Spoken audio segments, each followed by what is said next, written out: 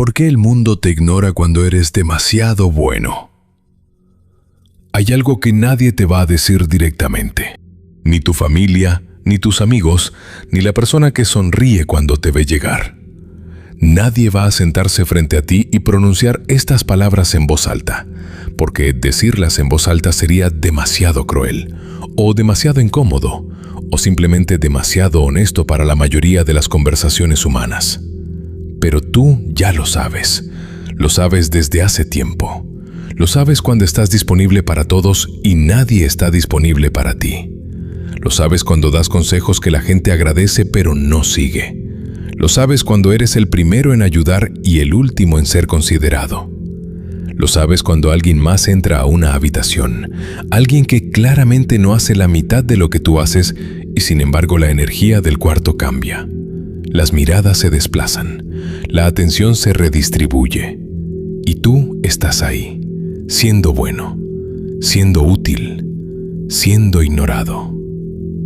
Esto no es una coincidencia, no es mala suerte, no es que el mundo sea injusto, aunque a veces lo sea.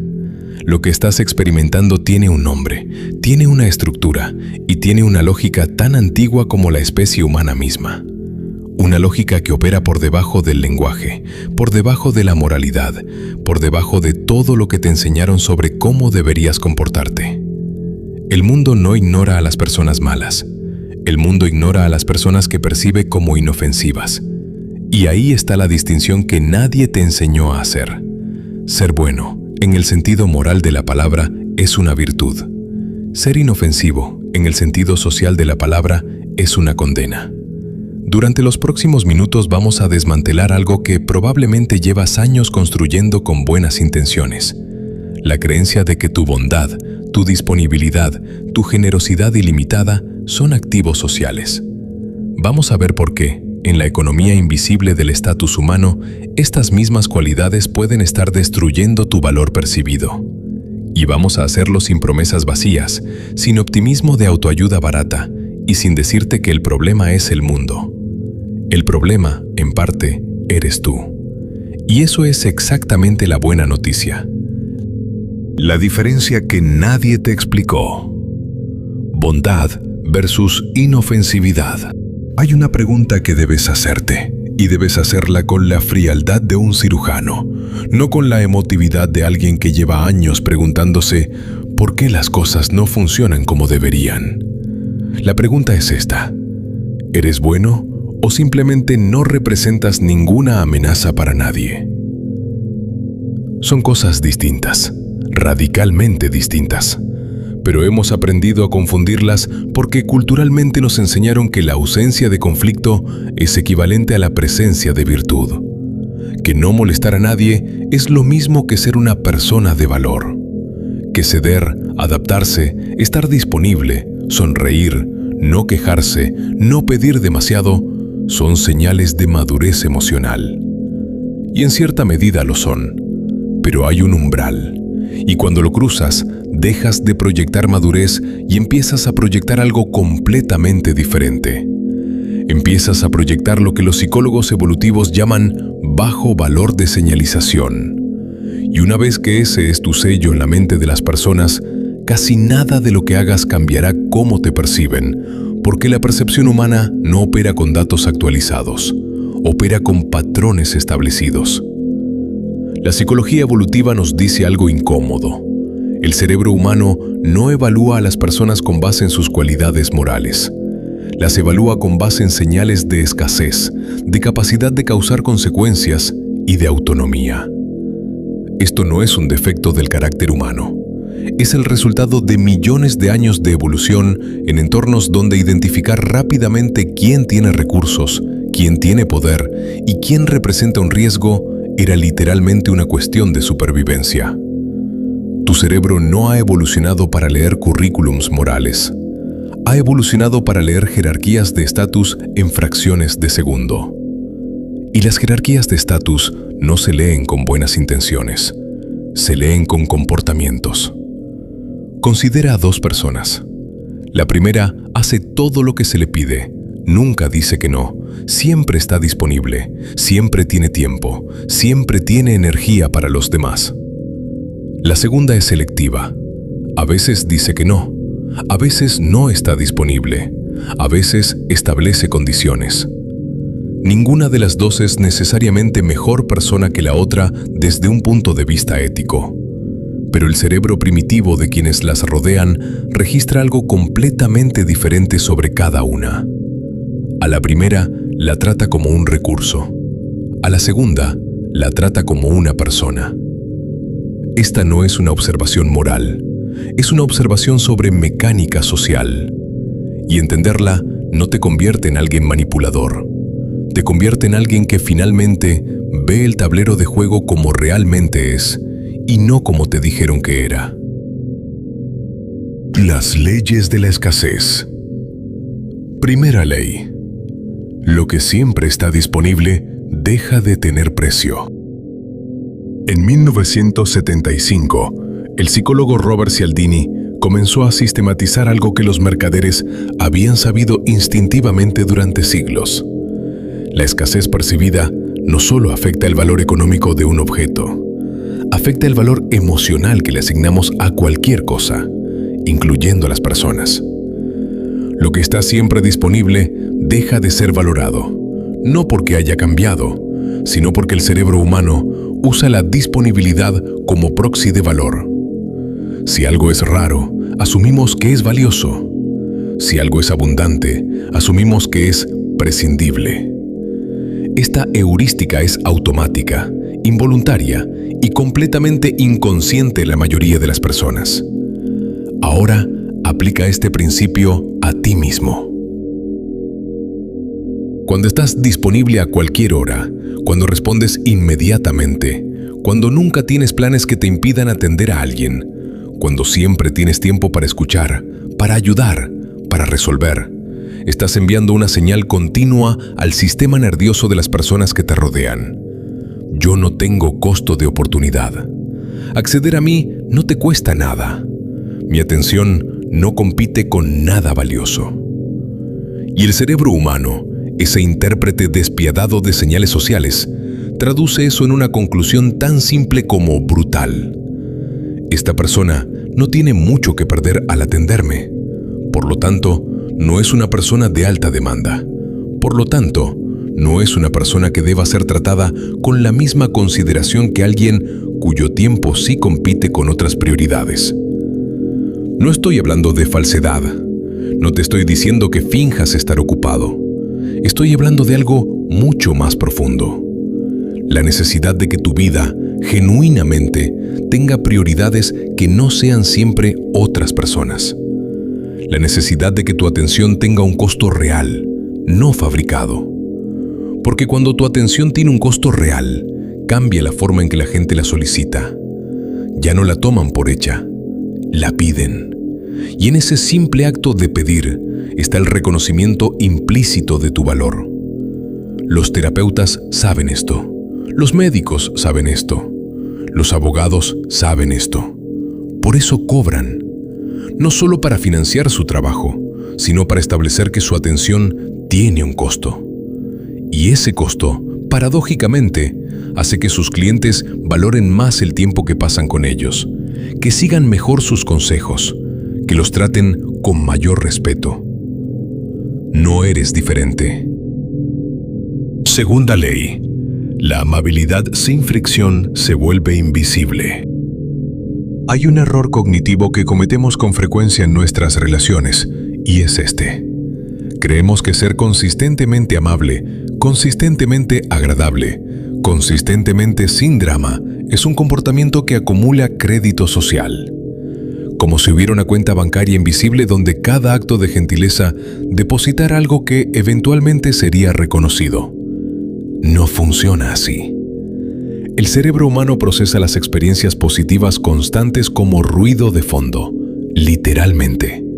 Es un fenómeno llamado habituación hedónica, y es la razón por la que el primer café del día sabe mejor que el quinto, por la que el primer aplauso de una audiencia es más emocionante que el 10º, por la que las cosas buenas que nunca cambian dejan de ser registradas como buenas y simplemente se convierten en el estado predeterminado de las cosas. Cuando eres consistentemente amable sin variación, sin fricción, sin momentos donde tu propia perspectiva emerja con fuerza, te vuelves parte del paisaje de la vida de las personas. No en el sentido poético de la frase, en el sentido literal. Parte del fondo, procesado automáticamente, no evaluado conscientemente. El conflicto, en cantidades moderadas y bien gestionadas, hace algo que la amabilidad constante no puede hacer: interrumpe el piloto automático. Cuando alguien que normalmente es gentil expresa desacuerdo o establece un límite o se niega a hacer algo, el cerebro del interlocutor sale de su modo habitual de procesamiento y presta atención. De repente, hay una persona frente a ellos. Una persona con perspectivas propias, con límites propios, con un mundo interior que no está simplemente al servicio del suyo. Esto no es un argumento para el conflicto artificial, es un argumento para la autenticidad, para dejar de filtrar todo lo que dices y sientes a través de la pregunta ¿esto les va a gustar? Y comenzar a filtrarlo a través de la pregunta ¿esto es lo que realmente pienso? Hay una diferencia enorme entre una persona que nunca genera fricción porque genuinamente está en paz con todo, y una persona que nunca genera fricción porque tiene miedo de las consecuencias de ser visto tal como es. La primera es rara y admirable. La segunda es lo que la mayoría de las personas demasiado buenas realmente son. Y el mundo percibe la diferencia, aunque no pueda articularlo. Tercera ley. El respeto sigue a la consecuencia, no a la intención. Consideremos la estructura del respeto. No el respeto como valor abstracto, sino el respeto como fenómeno social concreto. ¿Qué lo genera? ¿Qué lo mantiene? ¿Por qué algunas personas lo tienen sin aparentemente hacer nada para merecerlo y otras trabajan toda su vida para obtenerlo sin nunca del todo conseguirlo? La respuesta incómoda es esta. El respeto no sigue las intenciones, sigue las consecuencias. Las personas respetan a quienes perciben como capaces de generar consecuencias en sus vidas. Consecuencias positivas si son aliadas, consecuencias negativas si son adversarios, pero consecuencias. Y la persona que no puede generar ninguna consecuencia, positiva o negativa, en la vida de nadie, es una persona que el sistema nervioso social clasifica automáticamente como de bajo impacto. Y a las personas de bajo impacto no se les trata con desprecio necesariamente. Se les trata con algo peor: indiferencia. Esto explica un patrón que muchas personas demasiado buenas han observado con confusión y dolor. Porque alguien que las trata bien, que siempre está disponible, que nunca genera conflicto, a veces es tratado con menos consideración que alguien que es abiertamente difícil, que exige, que tiene temperamento, que establece condiciones constantemente. No es que la gente prefiera el maltrato, es que la gente, a nivel neurológico, respeta lo que tiene peso. Y el peso social de una persona se mide, en gran parte, por su capacidad de estar o no estar, de dar o no dar, de aprobar o no aprobar. Una persona que siempre dice que sí no tiene peso, porque su aprobación no significa nada diferencial. No importa lo que hagas, la obtendrás de todas formas. Pero la aprobación de alguien que genuinamente puede decir que no, esa tiene valor, esa se busca, esa se trabaja para obtenerla. Los estoicos entendieron esto. Marco Aurelio, gobernando el mayor imperio del mundo conocido, escribía en privado sobre la necesidad de no buscar la aprobación externa. No porque la aprobación no tuviera valor, sino porque sabía que el momento en que empiezas a necesitarla se convierte en una debilidad que otros pueden explotar. La persona que no necesita tu aprobación es, paradójicamente, la persona cuya aprobación más deseas obtener. Cuarta ley. La generosidad sin selectividad se convierte en obligación. Existe una dinámica perversa en las relaciones humanas que opera de la siguiente manera. Cuando alguien hace algo bueno por ti de manera espontánea, sientes gratitud. Cuando esa misma persona hace lo mismo repetidamente, de manera predecible, empieza a sentirse como parte de lo que te deben. Y cuando eventualmente dejan de hacerlo, sientes resentimiento, aunque lógicamente no tengas ningún derecho a ello. Esto no es un defecto moral del receptor, es la economía de la expectativa en acción. Cuando eres generoso sin discriminación, cuando das tu tiempo, tu energía, tu atención, tu ayuda, de manera consistente y predecible a todo el mundo por igual, estás entrenando a las personas a esperar esa generosidad como su estado por defecto, no como un regalo, como un servicio que se les debe. Y una vez que algo se convierte en un servicio que se te debe, la persona que lo provee pierde estatus. Los proveedores de servicios son útiles, pero no son íconos de respeto en la escala social primitiva que todos llevamos dentro. Son funcionales. Se les trata bien cuando funcionan. Se les ignora cuando no son necesarios. Se les reemplaza cuando hay una alternativa más conveniente. ¿Cuántas veces has visto esto? La persona que siempre lleva el carro, que siempre paga, que siempre organiza, que siempre resuelve, terminando relegada al rol de la persona útil del grupo, sin que nadie realmente se detenga a preguntarse cómo está ella, qué necesita, qué quiere de la vida. La selectividad en la generosidad no es egoísmo. Es la única forma de mantener el significado de la generosidad. Cuando das a todos por igual, tu generosidad no dice nada sobre la persona que la recibe. Cuando eres selectivo, cuando das porque genuinamente eliges a esa persona entre otras posibilidades, tu generosidad se convierte en un acto de distinción. Y la distinción es la moneda más poderosa del estatus social. Quinta ley. El miedo a decepcionar es la puerta de entrada al abuso invisible. Hay un tipo de manipulación que no se parece a la manipulación porque no viene con hostilidad, no viene con amenazas, no viene con ninguna de las señales obvias que nos enseñaron a identificar como abuso. Viene envuelta en normalidad, en conversaciones cotidianas, en dinámicas que parecen simplemente así son las cosas. Se llama explotación de la disponibilidad emocional y se ejerce, casi siempre, sobre personas que tienen miedo de decepcionar a los demás. ¿Por qué tienes miedo de decepcionar a la gente? Esta es una pregunta que merece más que una respuesta rápida. Siéntate con ello un momento, porque la respuesta honesta no suele ser «porque me importa su bienestar». Suele ser algo más cercano a «porque si los decepciono, podrían irse, podrían enojarse, podrían dejar de incluirme, podrían pensar menos de mí». Es decir, el miedo a decepcionar no es altruismo, es miedo al abandono, es miedo al rechazo. Es una estrategia de supervivencia social disfrazada de gentileza. Y las personas que tienen ese miedo, conscientemente o no, lo proyectan. Y hay individuos en sus vidas que lo perciben. No siempre de forma consciente tampoco.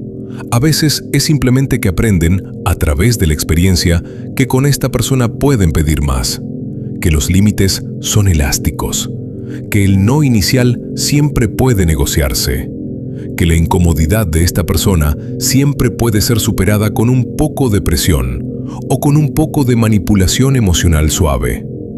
Aprender que eres alguien cuyos límites pueden ser negociados es el primer paso para que te traten con menos respeto del que mereces. No por malicia, simplemente porque el cerebro humano, en su lógica primitiva de eficiencia, deja de procesar como real cualquier límite que haya demostrado ser negociable. Los niños hacen esto con sus padres, los empleados lo hacen con los jefes, los amigos lo hacen entre sí. No es crueldad, es aprendizaje conductual. Si el no se convierte en sí cuando hay suficiente presión, el cerebro aprende que el no es simplemente el primer paso de una negociación, no una respuesta final. La única forma de cambiar este patrón es la que también es la más difícil: que el no sea real, que tenga la misma textura, la misma solidez, la misma permanencia, independientemente de cómo reaccione el otro.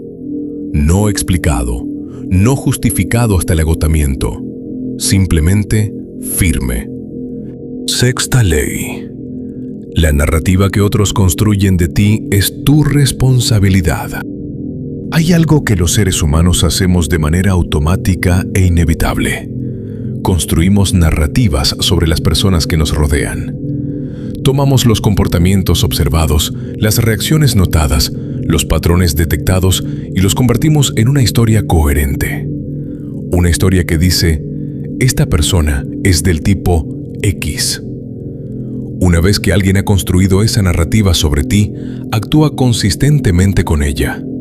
No porque sea malicioso, sino porque el cerebro humano prefiere la consistencia a la actualización constante de sus modelos.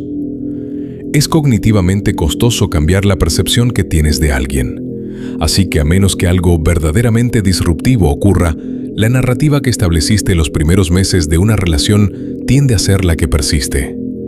Si estableciste en esos primeros meses la narrativa de persona disponible, sin límites, siempre complaciente, esa es la narrativa que guiará cómo te tratan. Aunque cambies, aunque crezcas, aunque ya no seas esa persona. A menos que hagas algo que interrumpa activamente ese relato, el relato continúa. Esto tiene implicaciones importantes. Significa que la percepción de ti mismo que tienes no es la que determina cómo te tratan. La percepción que otros han construido es la que determina cómo te tratan. Y tú eres, en gran medida, el arquitecto de esa percepción, aunque no lo hayas hecho conscientemente. Epícteto, el estoico que nació esclavo y murió libre en el sentido más profundo de la palabra, decía que no podemos controlar lo que otros piensan de nosotros, pero sí podemos controlar los comportamientos a partir de los cuales construyen sus pensamientos. No es exactamente lo mismo que controlar la narrativa, pero es lo más cercano que cualquier persona puede llegar a hacerlo. La narrativa que otros tienen de ti es el producto de los datos que tú les has dado. Y los datos son tus comportamientos, tus reacciones, tus límites, tus decisiones. Si los datos que has dado durante años construyen una narrativa de inofensividad, la única forma de reconstruir esa narrativa es dando datos diferentes, de manera consistente, durante suficiente tiempo. El espejo oscuro, casos y metáforas, el agua y la roca. Existe una metáfora en la filosofía oriental que dice que el agua siempre encuentra su camino alrededor de la roca, que la suavidad del agua, con suficiente tiempo, puede erosionar la piedra más dura. Y durante siglos, esta metáfora se ha interpretado como un elogio de la paciencia, de la adaptabilidad, de la gentileza que eventualmente triunfa. Pero hay algo que esta interpretación omite. El agua no tiene ninguna consideración especial por la roca. El agua no está siendo gentil. El agua simplemente sigue su naturaleza. Y en el proceso de seguir su naturaleza, ocupa todo el espacio disponible, toma la forma del recipiente que la contiene y fluye inexorablemente hacia donde la gravedad la dirige. El agua no cede. El agua simplemente es. Y en ese ser, sin agenda, sin necesidad de aprobación, sin miedo a decepcionar al paisaje, encuentra su poder. El problema no es ser como el agua en su suavidad. El problema es ser como el agua en su falta de dirección. Fluir hacia donde la gravedad de las expectativas ajenas te dirige. Tomar la forma del recipiente que otros te ofrecen.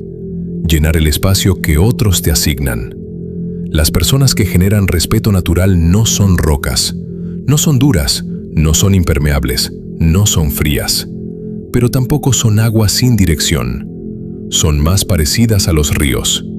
Tienen cauce, tienen dirección, tienen profundidad.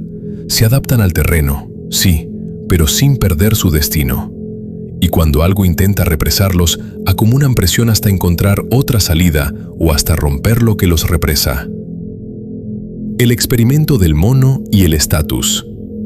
En la década de los 70, el primatólogo Frans de Waal comenzó a documentar algo que cambiaría para siempre la forma en que comprendemos la política social entre primates, que el estatus en las comunidades de chimpancés no nos determina necesariamente la fuerza física, sino la capacidad de formar coaliciones, de gestionar alianzas y de proyectar una presencia que los demás reconocen como central.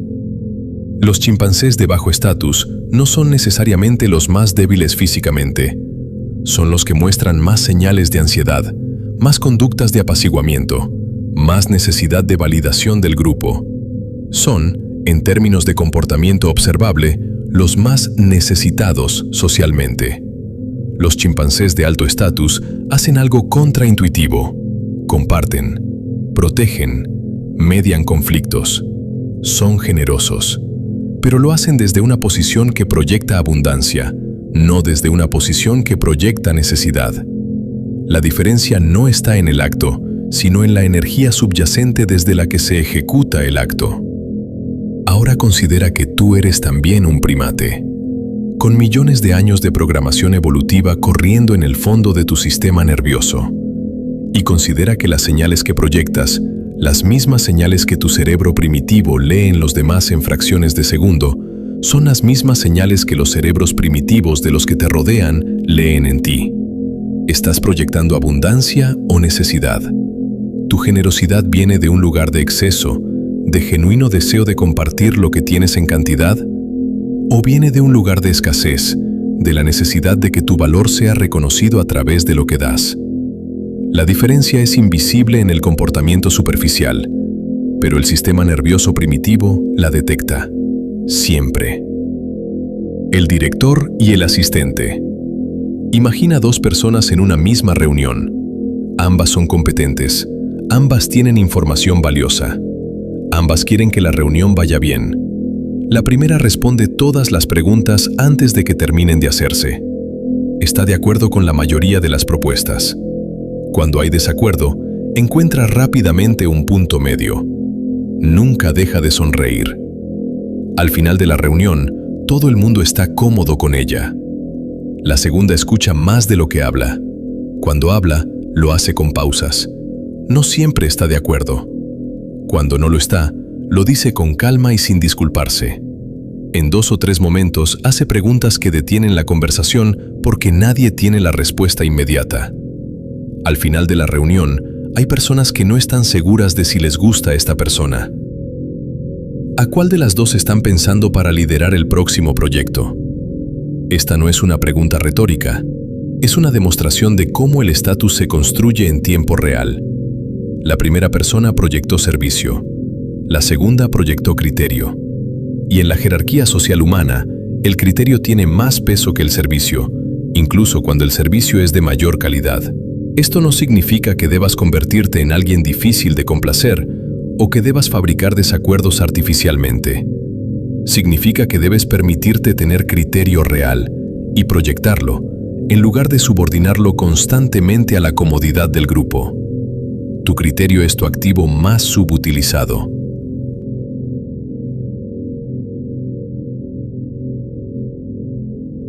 La anatomía del hombre inofensivo. ¿Cómo se construye esta trampa? Nadie nace siendo demasiado bueno en el sentido disfuncional del término.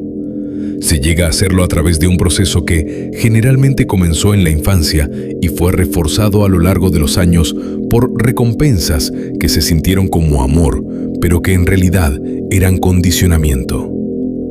Muchas personas que hoy luchan con ser ignoradas o subestimadas aprendieron en algún momento temprano de sus vidas que su valor era condicional, que el amor y la aceptación se ganaban a través del comportamiento correcto, no a través de la existencia simple, que estar disponible, ser útil, no causar problemas, adaptarse a las necesidades de los demás, era la forma de asegurarse un lugar en el mundo emocional de las personas importantes.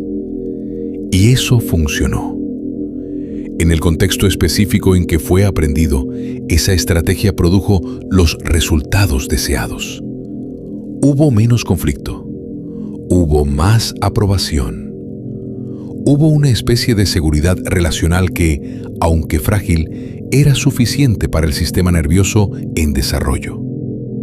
El problema es que esa estrategia de supervivencia infantil se convirtió en un modo de operación adulto. Y lo que era adaptativo a los 6 años se vuelve destructivo a los 35, porque el mundo adulto no opera con las mismas reglas que el entorno familiar de la infancia. En la familia, estar siempre disponible podía comprar amor.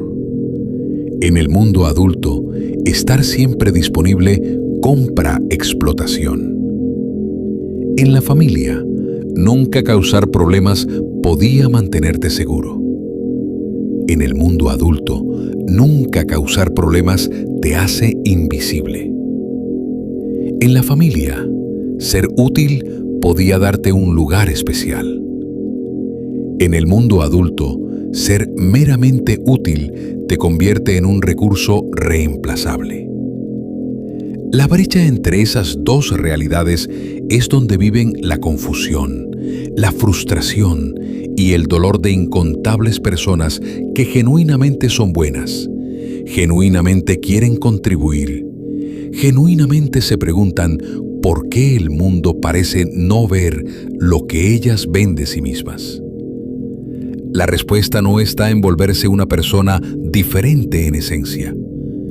Está en actualizar el sistema operativo, en aplicar los aprendizajes del mundo adulto a las estrategias de relacionamiento que siguen corriendo con el código de la infancia. La diferencia entre el estoico y el resentido. Hay dos caminos para quien ha llegado a este punto del análisis. El primero es el camino de resentimiento. Es el camino de quien toma esta información y la usa para justificar el endurecimiento, la frialdad, el cinismo. El que dice, entonces el mundo es una jungla y yo jugaba mal el juego. Desde ahora juego diferente. Y empieza a tratar a las personas como recursos, a fabricar escasez artificial, a usar las mecánicas del estatus como herramientas de dominación. Este camino produce resultados en el corto plazo y destruye todo lo que vale la pena en el largo. El segundo camino es más difícil y más raro. Es el camino del que entiende la mecánica sin dejar que la mecánica lo defina. El que ve el tablero claramente, pero no pierde de vista por qué está jugando. El que establece límites no porque quiera controlar, sino porque respeta su propio tiempo y energía. El que se vuelve selectivo en su generosidad no porque quiera crear dependencia, sino porque reconoce que la generosidad indiscriminada no sirve a nadie, ni a él ni a los demás. Este segundo camino es lo que los estoicos llamaban proairesis, la facultad de elegir tu respuesta a cualquier circunstancia. No la capacidad de controlar lo que pasa fuera de ti, sino la soberanía absoluta sobre lo que pasa dentro de ti y sobre los comportamientos que eso produce. Marco Aurelio escribía en sus Meditaciones, ese diario privado que nunca fue escrito para ser publicado, que la virtud no tiene valor si es simplemente la ausencia de vicios. Que la virtud real requiere algo activo, algo que se elige conscientemente, algo que se mantiene en presencia de las tentaciones contrarias. La bondad que no puede decir que no, no es bondad. Es incapacidad disfrazada de virtud.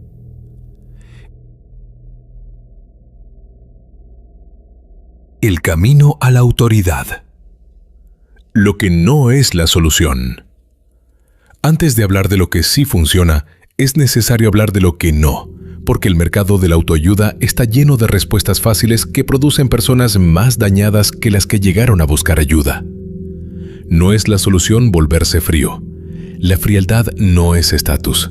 La frialdad es distancia emocional disfrazada de control.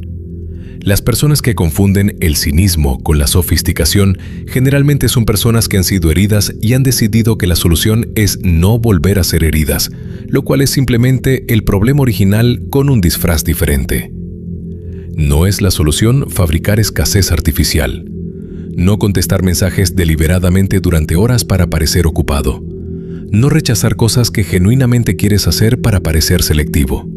Estas tácticas, además de ser estéticamente repugnantes, no funcionan en el largo plazo porque no están ancladas en nada real. Y las personas que te rodean, con el tiempo, lo sienten. No es la solución aprender técnicas de dominancia social de los rincones más oscuros del Internet masculino. Esos sistemas de comportamiento producen, en el mejor de los casos, personas que obtienen obediencia a través del miedo y el juego de poder, lo cual no es autoridad, es intimidación. Y la intimidación requiere mantenimiento constante porque no está basada en respeto genuino. La solución real es más lenta, más difícil y más profunda que cualquier táctica. Porque no se trata de cambiar lo que haces, se trata de cambiar desde dónde lo haces. Los principios de la autoridad real.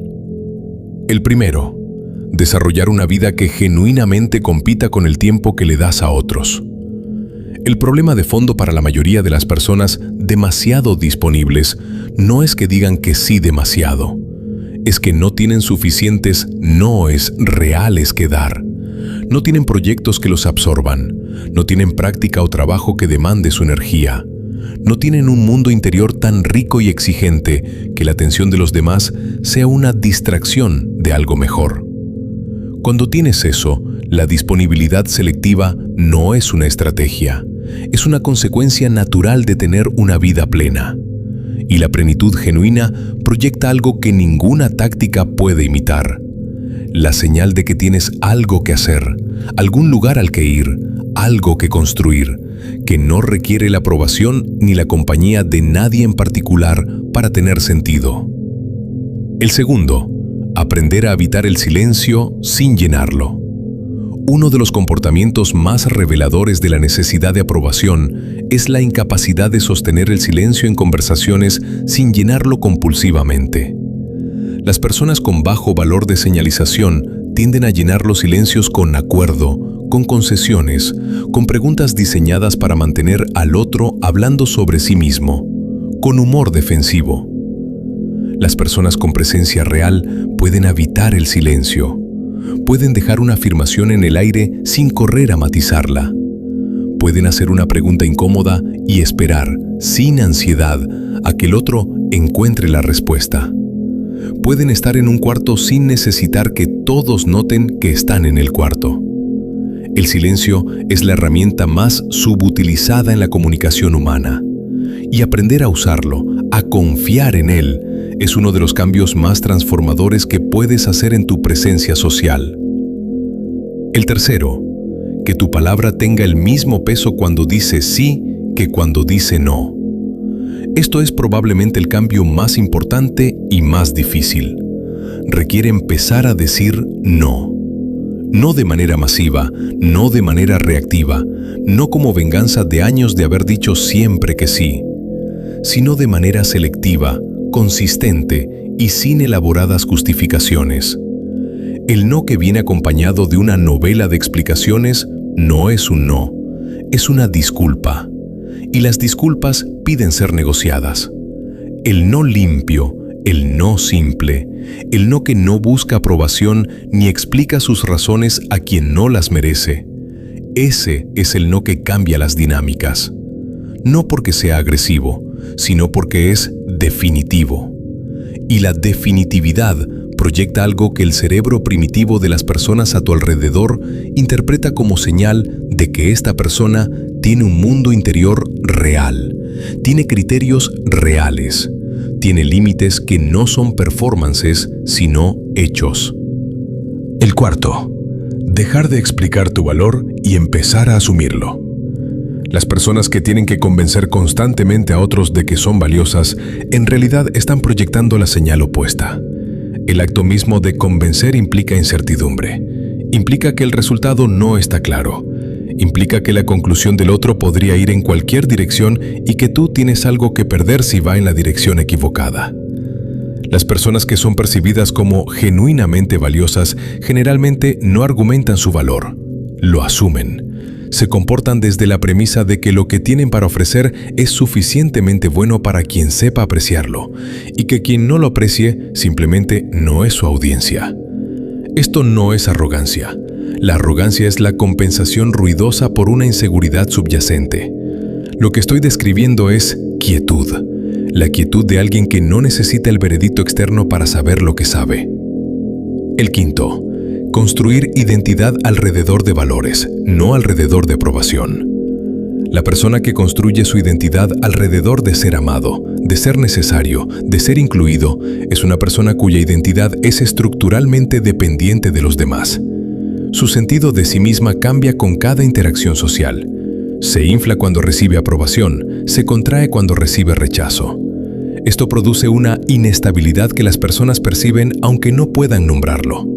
Sienten que esta persona es diferente en diferentes contextos, que su humor y su seguridad dependen de cómo va la interacción, que hay algo frágil en el fondo. La identidad construida alrededor de valores propios es diferente. No cambia con el humor del cuarto. No requiere ser validada en cada conversación. Tiene una consistencia que, en la jerarquía primitiva del estatus social, se lee como solidez, como peso, como presencia. Los estoicos llamaban a esto hegemonicón, el principio rector interno. La parte de ti que decide, que evalúa, que elige. Y su tesis era que cultivar ese principio rector, hacerlo robusto, hacerlo independiente de las circunstancias externas, era la única forma real de libertad disponible para un ser humano. 7. La paradoja final. Hay una ironía en el centro de todo lo que hemos examinado hoy.